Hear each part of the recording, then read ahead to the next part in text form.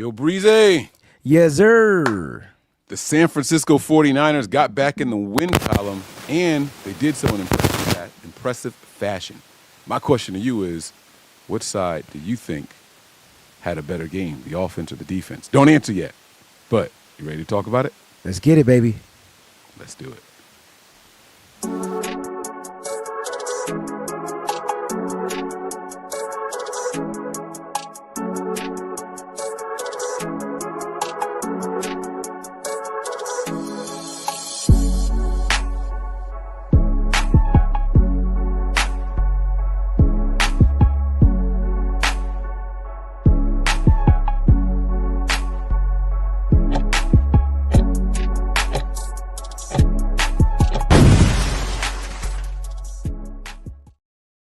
Mic check 1 2 1 2. The static going? All right. There we go, man. We got to get all these technical difficulties out the way, man. What is going on, everybody out there in the world? The San Francisco 49ers, they did their thing, man. Like, Wayne, I was happy. I was proud of the team. And I was like, man, we just moved backwards in the draft. Like, I guess I'm kind of torn. So I want to start there, man. Do you think that they should keep pushing and trying to make a playoff push? I mean, I think you play football to make the playoffs, right? I mean, you don't play football to draft, you know?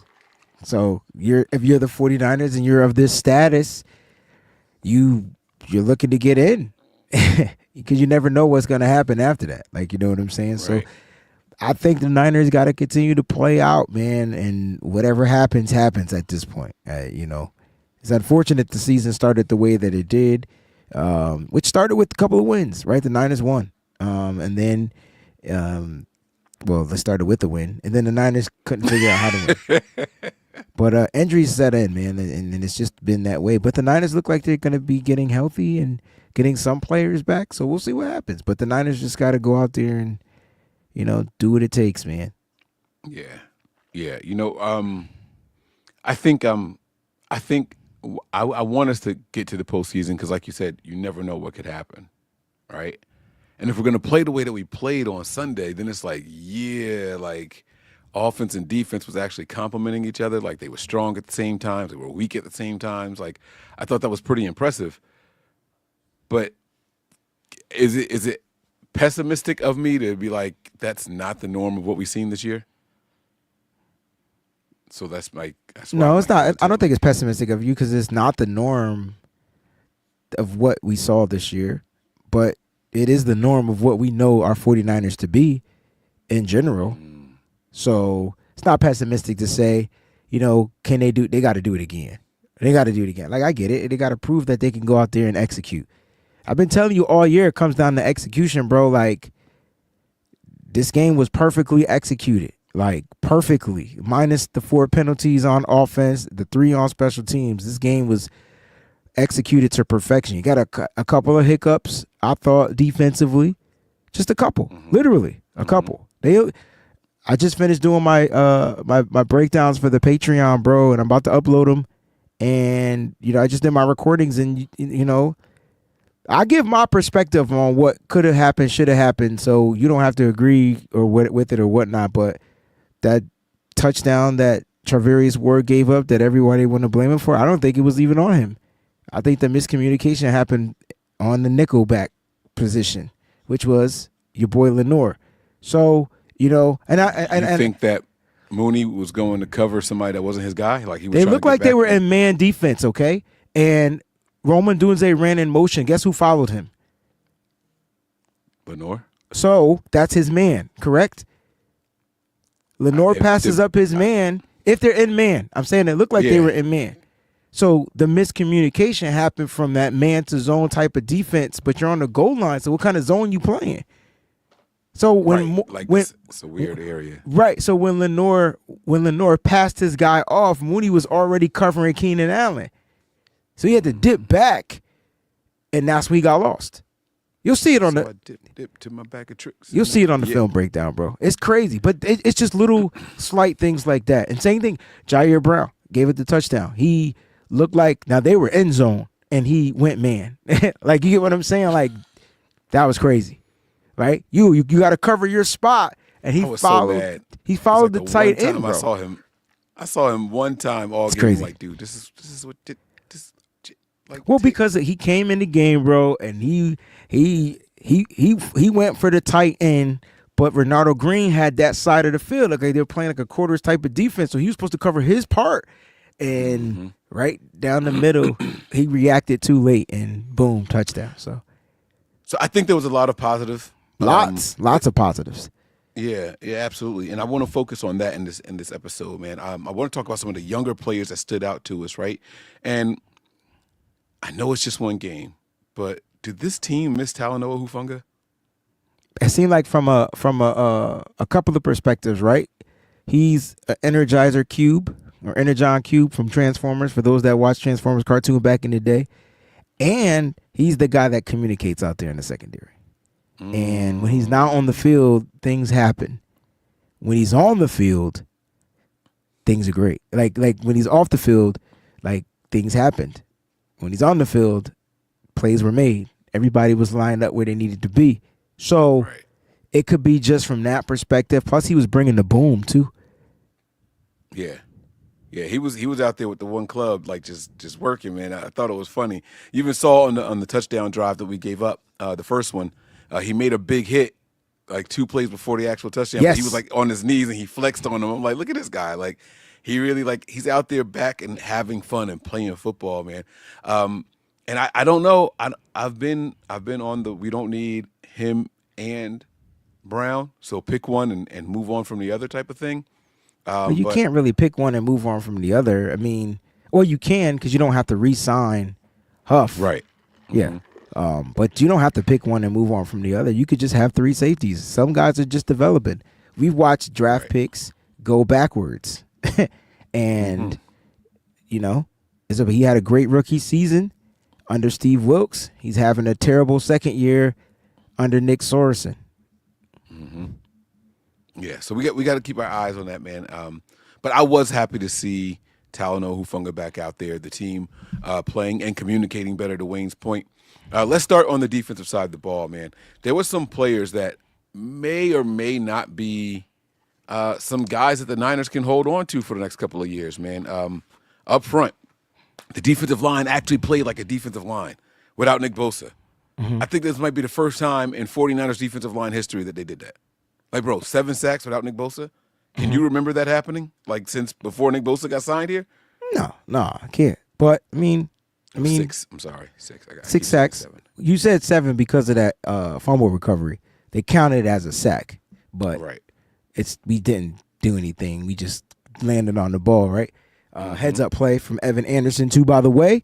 But you know, Mike, I'm credit to the defensive front. They played their best. They did very well. I didn't think the Bears' offensive line was good. Like, you know, and if they go up against a little bit better of an offensive line, can they give you that same type of success? And we've seen them not do it. So could that be the reason? And I'm not trying to be negative, but I'm just saying, like, take what you got here, run with it, and then move on to the next team. And they played a great game up front, you know, from start to finish up front. I was going to say, the first sack was YGM. The last sack was YGM, right? He's talking about start to finish. I saw my man Malik Collins go in there and get one. I thought his was the most impressive. His was right down the middle. He threw the center to the side, pushed the I don't know if he was playing fullback or running back, pushed him out the way to get the sack. And then the impressive part of his sack was he had him, he got away from him, and he just kind of just grasped on, he just like jumped on him. It was like, I was like, oh, was that a penalty? Because the way Big Boy got on Caleb's back and just threw his body down, I was like, oh my God. Like a drop sack. But no, it was not a hip tackle because he actually grabbed him not from the area to where he lowered his body down to the ground to bring him down. Like, it was just more like I'm gonna fall on my like that was an impressive one. That's funny. I was just watching that one and I was like, yo, I don't think there was no fullback. He just ran over the center, Mike. There was nobody there to block. It was just the center. Nah, there was 2 people. Nah, bro. It was just the center. He literally put 64, I think that was his number, on his backside. Like, as soon as he snapped the ball, he just like, get out the way. It was a bull rush. Straight bull rush, like, I'm running you over. I could be wrong, but that's what I thought I saw. That's wild. Like, he was that strong. That's why I call that the power rush right there, bro. Right. Yeah. Is he somebody you want to see back next year? That's what I Well, want. he's I gonna want to be highlight back. these guys and talk about them being back. And that's a great question because he's a 2-year deal. And so you look at what the Niners did today, it kind of let you know that No. Oh, yeah. I'm with you. I think what the Niners did today, and the Niners and Javon Hargrave with the restructuring of the contract, is going to give the Niners a way to walk away to where they're not hit with big money and they get a big chunk change back after June 1st. I think we've seen the last snap of Javon Hargrave. He's going to get an opportunity to go to a different team for sure. And I think that's why he signed the restructure, because he knows he's going to get another opportunity, come in healthy, pending physical, all that good stuff. The Niners wouldn't be able to trade him, Mike, because the contract is just way too dumb high. And so this is the best way. We watched the team walk away from Eric Armstead, and we're going to watch the team walk away from Javon Hargrave. And it's because of what they're building right now. It's all about health, man, at this point. You know, it's about guys being healthy, bro. Like, yeah, we don't have – here's what I love about the Niners. I don't have a problem paying you your money. But the moment – and they had to go through this before to learn. This is D Ford all over again. This is – what's that center that we had that we went out? Weston Richburg all over again. Now, I don't know how much of the if there's going to be any dead, money like on the contract on the books years after, but it's probably going to be a low enough number, right? And so if there is, you got to see what the restructure actually looks like. Everything that I was looking at, it suggests that most of his guarantee money was paid up already. So, but Correct. That was before they did this stuff that we heard about today. So, but it's an excellent point that you're making, right? The Niners we are no longer just going to have a guy on the roster injured for 3 years. Like Drake Jackson, sorry. Yeah. I don't even care if no, Jake Jackson is different because he's on a rookie deal. So that they play around with those. We're talking about free agents that you go sign and you pay the big money and extend to get. That's the difference. Drake Jackson is on a different deal. Sideline. Yeah. Play patty cake. Yeah. Drake Jackson's situation is different. The Niners have put him in a bubble, basically. And when they unleash him out the bubble, he might just be fine, chiseled, tuned, ready to go. And we're gonna be like, that was a great draft pick. Oh my God. No? I'm not letting you get me hyped up because you do it and I start believing what you're saying. Bro, I know. You gotta think of what the Niners do, man. Kyle is the manipulating king of manipulation. He will savor a player for as many years as he could get on their rookie deal. No accrued seasons. This is all working in Kyle Shanahan's favor, bro. And next thing you know, you're gonna have another rotational guy. And we've seen flashes of what Drake Jackson can do. So we talk about the young players. He's a freak around that line of scrimmage. I remember. What was it? Pittsburgh, week 1, right? Was it Pittsburgh? 3 sacks in that game? 3 sacks, Mike. 1 game, yeah. And then they shut him down for the rest of the year. It was like, nah, this is too much. We don't want to unleash this right now. They do that with young players. Because they don't see him creeping up the depth chart, and they got to get the guys that they paying the money in because they paying money. Like if I put $20 million into you, your ass better be out there playing. That's how they're looking at it, in my opinion. Sam O had some disruptive plays out there. Another young man on the defensive line that I thought looked pretty good. What about you? Anybody stand out on the defensive side of the ball to you that gets you excited, maybe even about next year? Man, I just and it doesn't have to be on the line. Well, I think just let's start from the line. We could go to all 3 levels, but Yetur Gross-Matos, man, I think he's healthy now. I think we're starting to see Gross-Matos like play what we're starting to get what we thought we were going to get as far as being a rotational piece. I liked what he did inside.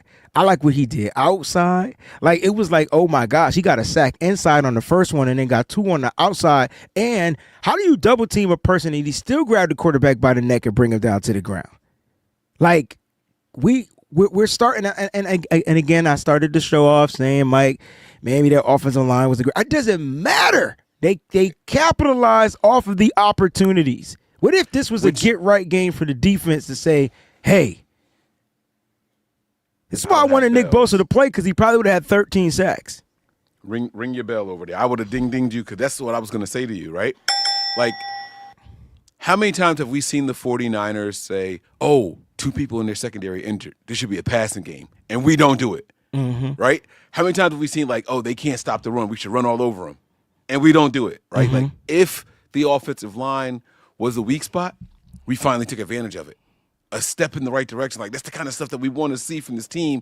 Take advantage of what that opposing team is going to give you on either side of the ball. Like, if they're weak there, exploit it. Hurt them with their weakness. Like, that's what you're supposed to do, man. I liked it. I like the warfare that we saw there. So he was another good one, man. And, his body type, this is going to sound crazy. Like, every time I saw him, I was like, oh, that's who that was? Like, watching the game. I don't know if I was expecting someone, like, lanky like Floyd, but, like, he's not that. Now he's a little bit more solid, right? Like a little bigger. Like, yeah. Like, which is what I was like, yo. When we got Floyd, I was excited. When we got Matos, I was like, oh, this is going to be great rotation. You know what I'm saying? Now, mind you, we also had Javon Hargrave at the time. This is before he got injured. And I'm like, yo, Malik Collins will fit in here. They were only supposed to be rotational pieces. People don't realize that Malik and Jordan Elliott were supposed to come in, rotate, whatever. And unfortunately, you get the injury to Hargrave. These guys got to start. They dealing with injuries. Poor Kevin Givens couldn't get right this year. Injuries. And so the Niners are really stuck and trying to rotate the interior. Hence, you get Kalia Davis back off of IR. Not Kalia, Kalia, and then Khalil Davis, number 50, played in this game as well. So, look, man, defense overall, man, I thought they played a hell of a game, and I tip my hat to Nick Sorensen on run blitzing, on just doing things to save his ass. Well, whatever he did it, and then the players executed it, and I think that's what was most important. And I kept saying, Mike, what if? And I'm not saying Sorensen isn't bad, and I'm not saying I want to move on from Sorensen, or I'm not saying I don't. But what if Sorensen just was missing key pieces on this defense, bro? Players that he know that can execute. A lot of the stuff came down to execution, bro. He's playing with a young-ass secondary. Charvarius Ward's been in and out of the offense due to the tragedy that happened with him. You got Diamador Lenore, who missed a game. You got the young safety tandem, because that's not right, and you need your safeties on this defense, right? Malik Mustafa started off and is getting better, but then Jair Brown's gradually declining in his play. The front is all jacked up. Nick Bosa ain't played for a bunch of weeks. It's just weird, right? And then Fred Warner somehow playing with an ankle injury. He ain't had Talanoa Hufanga all season or Greenlaw. You get those two guys back. What if that makes Sorensen look like a genius? I hope it doesn't. But I like where you're going. And it's a possibility, right? Like, no team should I thought you were about to say no team is safe when the Niners are on the prowl. No team should be expected to perform at their regular standard with that many injuries and people in and out of the starting lineup in rotation. So I do understand what you're saying. I think what my biggest issue with Sorensen was just the basics, the fundamentals. I know it sounds crazy, but that's what Kyle was saying. Like, hey, no, like, we have to get back to just tackling, like making the tackles, making the play that's there. And I agree with you, and I agree with that concept. My point is, if you don't got the players out there that just know how to tackle, and you got a bunch of young guys trying to fly around to the football and make these big boom hits, hence the missed tackling, Mike. That's what I'm trying to say. Yeah. And so, like, you get Greenlaw back, that's a 10 tackle all game type of guy. Like, he's coming back on Thursday? Yo, he's coming back. He's coming back, bro. It's time. Oh my God. I'm gonna get excited. Let's go. It's time. Let's go. You insert Hufanga and then Greenlaw the week after. You just brought back the energy. Not just the energy, the mental capacity of how the defense is supposed to be played. Fred Warner is free.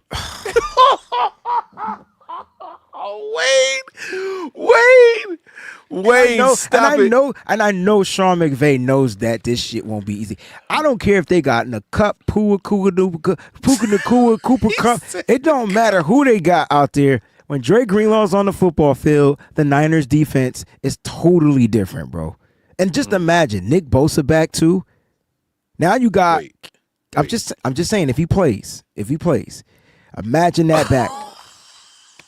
Let me call that song. I thought you were saying that you heard something because Nah, I didn't watch the pressers today. Puka Cup. That's what I was trying to say. I said Puka in the Cup cooler. I was trying to put them together, but it doesn't matter is what I'm trying to say, you know? And so, like, I'm just getting excited because I think the defense at home, again, is going to go out there and ring some bells. I just really do. Being at home right now feels good to me. I don't know why. Even if it's raining. They needed it, man. It was a rough 2-game stretch on the road, you know, especially that last one in the snow. Like they needed this one. It's supposed to be raining on Thursday. It's supposed to be raining, light, wet type Gotcha. stuff. Okay. You know, so definitely a defensive game. I'm looking for them to ball out All right. and to run the ball, obviously. So let's flip it over to the offensive side of the ball. I did have a question for you. You're the guy that I go to for my PFF numbers. I don't ask for them often, but when I do, it's usually on one of these two shows. We lost Barch, who a lot of people are looking forward to seeing him in a second game. We lost him very early. I want to say it was the opening drive. It might have been the second drive. But he went down. I don't recall him returning for the rest of the game. How did Burford do in his place? So, I mean, you want the PFF grade or you want to know what I saw on film? Give me the grade first, and then tell me if you agree or disagree with the grade based off of what you saw on film. Okay. So he played 25 snaps in the game per PFF. So he was out there for 25 snaps. 25 passing snaps. Block snaps. Block snaps, right. I don't have the run block. I'm not looking at run block, but I'll get that too. And he finished with a 78.7. And so, you know, he didn't give up any sacks, any hits. He gave up one pressure, and it was just it was a hurry to where Brock had to speed up and throw the ball. So, you know, on the pass blocking, I thought he was pretty daggone good. If you look up Ben Barch, because you mentioned Ben Barch, and this is who he came in the game for. Ben Barch played 5 pass blocking snaps in this game. He finished with a 78.9. So 78.7 to 78.9. He didn't skip a beat, bro. The left side did not skip a freaking beat, bro. Did not skip a beat. Now, let's go to the run blocking because that's important in the 49ers offense. And when you do run blocking, that's where your overall grade can kind of take a dip because you got to get out there, man, in space. The Niners run game is all about getting out there in space. And so run blocking, you know, when I'm looking at Spencer Burford, played 26 of those snaps at 57.4. Ben Barch was 19th on the list with a 53.9 on his 5 run blocking snaps. So wait, he improved. Who improved? Burford was better than Barch in run blocking. In run blocking, correct. I see where you're going with this. Yep, I see where you're going. And so, look, Mike, I was gonna say that. I was gonna say, bro, film looked good until the run blocking, bro. Like, okay. And I think one of his best I think the one that scored him the worst, with the one that made his grade low. I want to say it was a run to Debo. It was a quick throw or something like that. I want to say it was to Debo, and he just whiffed the block. Like he just missed it. He just missed it. It was like Jalen Moore took his guy outside, and all he had to do was pick up the number 6 right in front of him, and 6 sticks Debo because he just misses it. And Spencer Burford still running downfield like I ain't got nobody to block. Okay, so he was looking for somebody and overlooked the guy in front of him. He overlooked the block. Yeah. So it's not that the guy beat him; it's that he just missed the guy. Yeah, you got to make the blocks. If that's your guy in front of you, you got to make that block. Like that's why a lot of plays aren't executed properly. Like, you know what I mean? Like it be guys missing block. Dominic Puni missed the block. There was a play in here where Dominic Puni missed the block and it left for negative yards. And I don't know if Puni got his leg stepped on, but he overshot his gap. And when you overshoot your gap, you're going one way, linebacker's gonna go the other way, and bam, sticks the hole. And it just so happens that's why there were a few negative plays. But you know, overall, man, I like, you know me, I love me some freaking Spencer Burford, bro. Like, you know, came in, gritted it out, had to start. They moved him, rotated him out with oh my God, what's his name? Feliciano.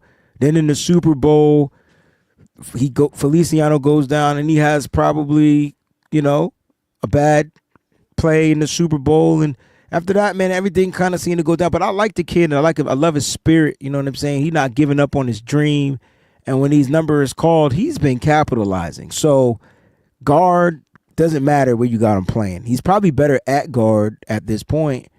I was hoping we would have kicked him into guard, and he got his opportunity at guard. So shout out to Spencer Burford. Okay. All right. And now, how old is Jalen Moore, and do you think we have found something in this young man? Because, Wayne, this is another game where I didn't throw my hat at the TV. I didn't throw anything at the TV saying, "What are you doing out there?" I wasn't screaming at him. The only false start that I can recall in the game came from number 85. Didn't come from the left tackle position. It came from 85 and Colt McKivitz. They had the false starts. Yeah. So 2 false starts in a delayed game on Brandon Allen. Let's see. He is 27, almost 27 and a half years old. Oh, so he's got like he's like in his, like, that's where you want him. Yeah. Like, now you got to be ready. Yeah. So, I mean, every time he comes in and fills in for the position, he does well. It's when he has to start. Like, you know what I'm saying? Like, it's the extended time. When you start looking in the extra time, then it's like, Yeah. That's it. And then, you expect that, though, from, a 5th round pick. Like, you know what I mean? But this could be a 5th round pick that they see high on, and they'll probably try to keep him around. This is last year, though. This is his contract year, right? He's drafted in 2021. Does he have one more year? He has one more year. No, this should be it. This should be it. 22, 23, and 24. Yep, this is it. So we'll see what happens. All right. So I like him. If I'm the Niners, I'm really, really evaluating him. And this might be his last game. I don't know what the report is. Again, I haven't heard anything from Kyle. I doubt they bring Trent back on a short week, but it's not completely impossible. You never know. But it hasn't really been a short week for Trent because he's been out for a couple weeks. Yeah, right. So I was gonna say, Same thing with Nick Bosa. That's what I'm saying. So if those guys practice, they get a practice in, I think they were going to be good to go. Yeah. Yeah. So we got to keep our eyes on tomorrow. Today. It's because it's a short week, right? So it's today. Is today the last big practice, and they don't go full speed tomorrow? I think so.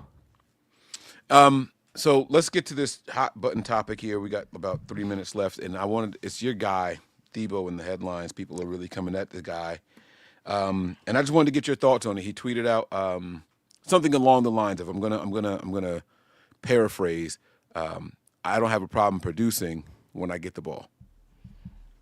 Now, maybe I made that sound a little more negative than what he intended it to, but he said not struggling at all, just not getting the ball.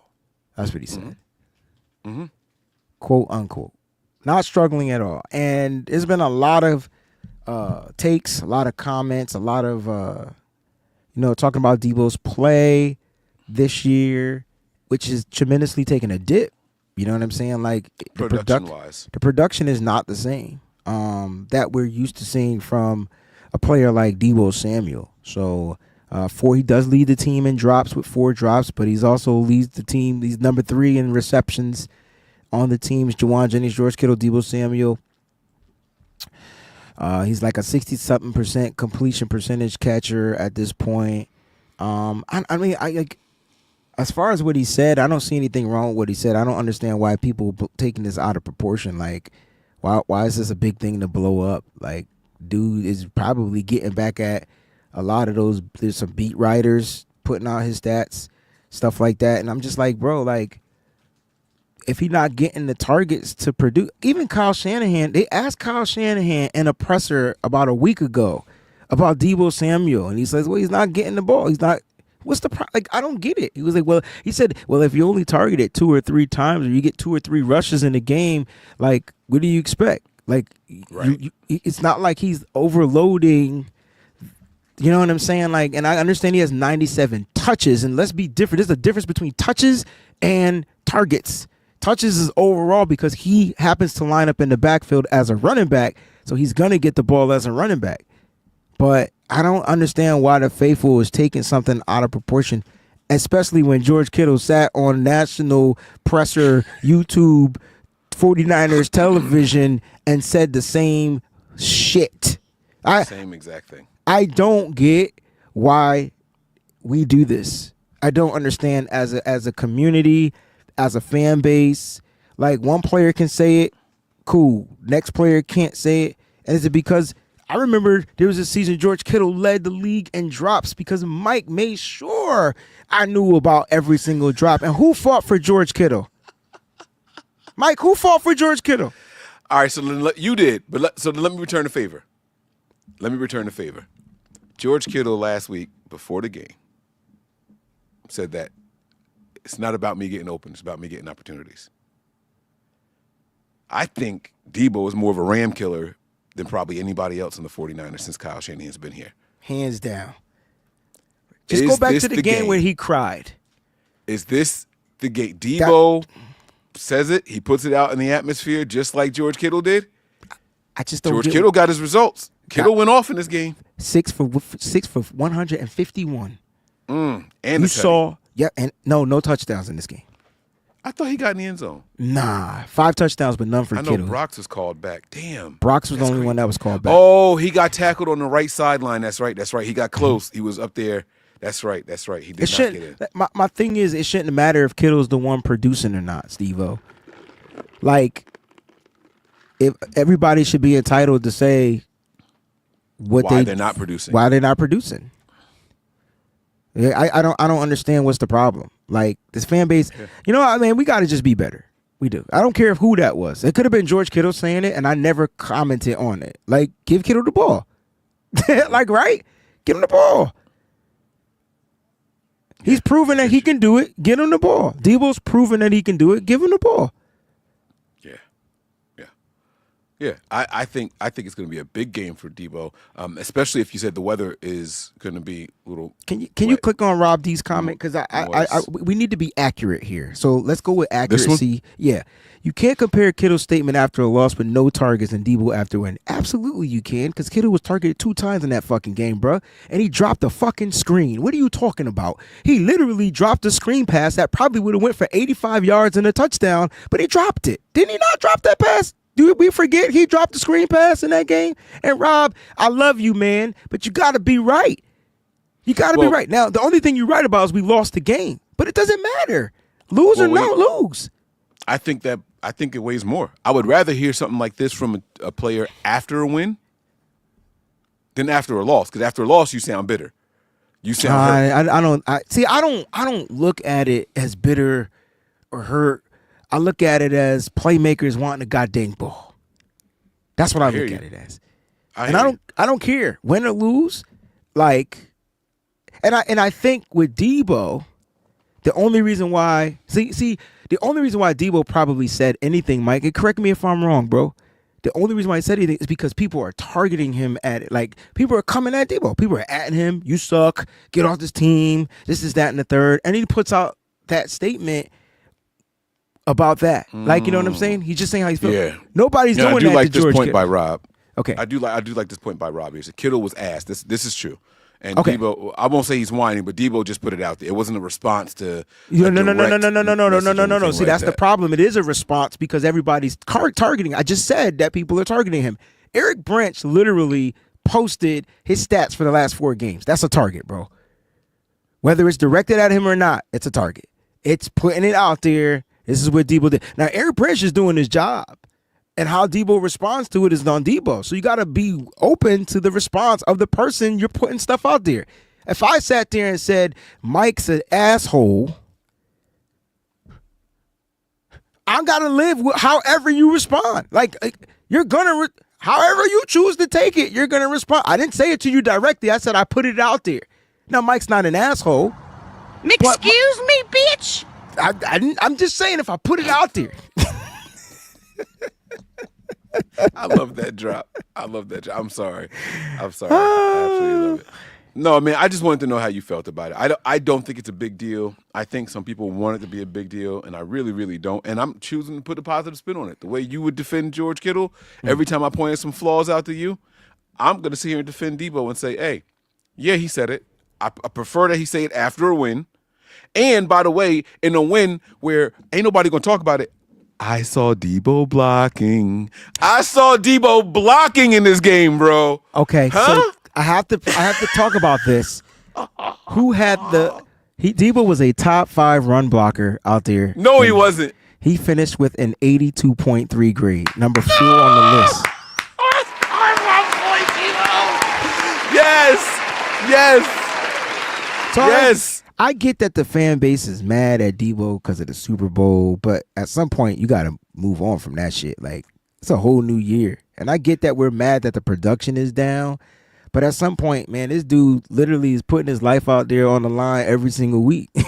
And like 4 drops might seem like an eternity of drops, but some of those passes that he had to catch were bad throws. So let's not act like Brock's been throwing fucking darts, man. It's not cool to to catch in this game. Ball severely underthrown. Debo goes back and grabs it for a 20-yard gain, right? Nobody's mad. Like, we're happy he caught the pass, but that was a bad throw. Right. So come on, like I don't know, man. I don't know what the issue. I don't know why everybody just got issues with the players, man. Like, the dude's out there and he's putting it on the line, man. Like, I just let him do it. Like, the production is the production, but I see the little things making a difference in the big way. And I, for one, have been a huge critic on Debo's lack of effort when the play ain't going his way. On his side of the field, I've been, he threw those half-ass blocks and all that stuff. I was proud of Debo. I had no idea what that number was, that rating. You could have told me it was 12, and I'd have said, I don't care. I saw an improvement. I saw Debo looking better out there blocking this game. You saw him make the effort. You saw the effort, yes. Right? Yeah. Yes. The effort was definitely there. I mean, so that's phenomenal. Him and Chris Conley, the only receivers in the top 5. Debo on run blocking snaps, 22 run blocking, 22 run plays, and he was able to block on 18 of them. Nice. That's so, nice, man. At the end of the day, man, look, I just wish we stopped bitching.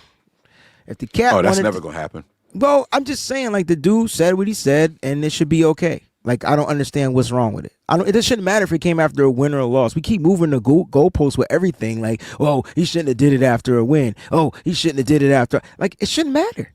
This is what he feel. We don't know who he's even talking to. He could have been literally having one of those internet conversations with his boy A.J. Brown, who is also beefing with Jalen Hurts. No, don't start. Don't start. What am I wrong? No, you're not. There's a beef going on ever since they inserted Saquon Barkley. The production of who AJ Brown has gone down. I'm just saying, man. Like, these guys are out there, man, trying to do what they need to do, man, to compete, man. Like, can Debo break tackles this year? Hard to be the man when there's another man on the team. Ain't Come on, man. How Alex Rodriguez feel when Derek Jeter was on? I like that comment where I think Stephen Young said that Debo couldn't break a tackle from his grandmother. So I just finished watching the Debo film in this game. I don't know what kind of tackles he was supposed to break. As soon as he caught the ball, it was 4 motherfuckers right there. Like, I'm just trying to figure out. There was nowhere for him to run. His blockers didn't get out the way. And they didn't block. So I'm trying to figure out, how he was supposed to break the tackle. On the one play, one of the runs he got, which was for a -5 yards after that penalty from the holding call on our guy, Ricky Pearsall, after the touchdown call, right? On that run play, on that next play, it was a negative. Bro, we did the same misdirection play we did earlier with Isaac Guerrero. This time we gave it to Debo, and guess who was on it? The defense. If they're right there, how does he break the tackle? So explain that. And then for AB that says he can't create separation, well, I watched Brock Purdy miss the motherfucker twice, and he was wide open. So it's hard for me to say that he can't create separation when he creates the separation, and guess what? I'm not getting the ball. Huh? He creates the separation, and he says, just not getting the ball. There was a play remember the play that Jalen Johnson broke up to, he threw the ball to Juwan Jennings, and Jalen Johnson got the PBU? That was in the first half. That was a hell of a PBU too, man. Hell of a PBU. Stuck that left arm Guess who right was in wide the open on the crossing route at the top of the screen? Don't say it. It's going to say Debo Samuel, number 1. So. Are you fucking kidding me? Nah, I'm not. I'm not. So, and then there was another play where Debo's wide open in the middle of the field and he throws it to Ricky Pearsall.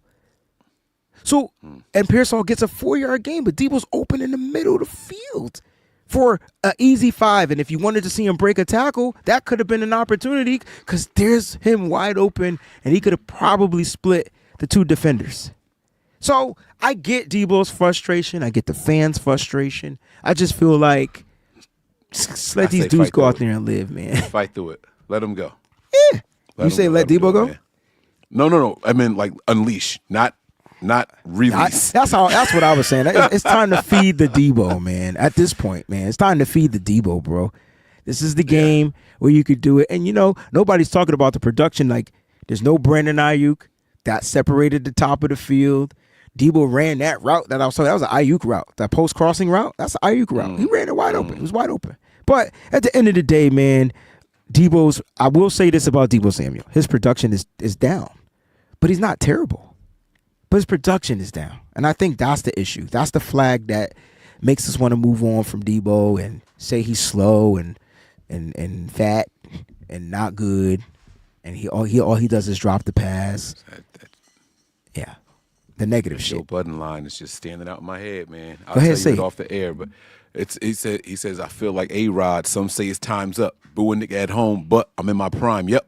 He's by far the best player on his team, but they turn around and drop him to the bottom of the lineup. He should get traded, but he don't want to move because this is the only city he's got something to prove. And that's why I'm seeing with heaters, because you can't be the man when you're on the same team as Jeter. What? Bro.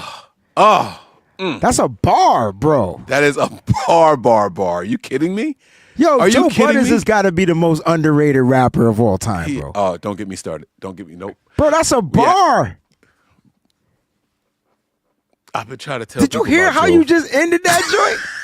Yes. Say that last line with the Jeter, and say that line one more time. Get traded, but he don't want to move because this is the only city he's got something to prove, and that's why I'm seeing with heaters because you can't be the man when you're on the same. And team that's as why Jeter. I'm sitting with heaters.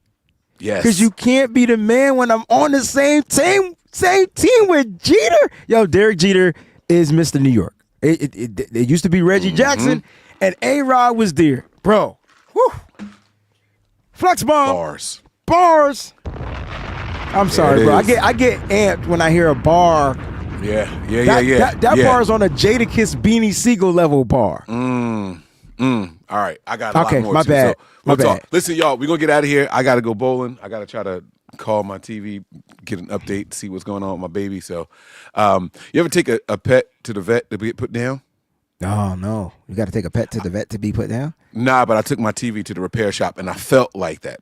Like, I asked them if there was a collar I could take with me, bro. Like, they looked at me like something was wrong with me. Okay. You didn't ask him for a loaner TV? I didn't even know I could do that.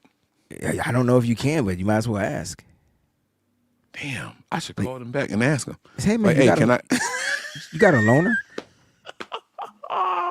Oh, man. I mean, I got some smaller ones in the back. And you know what? You know what's funny? I went and got the little one out the back and put it up here on the entertainment center, and it just, I wanted to shoot That's it. because, Like, see, back in the day, but back in the day when you had the big old brown box, you could put the smaller joint. TV on the joint and it'd be fine. Yes. 'Cause now it's a TV stand.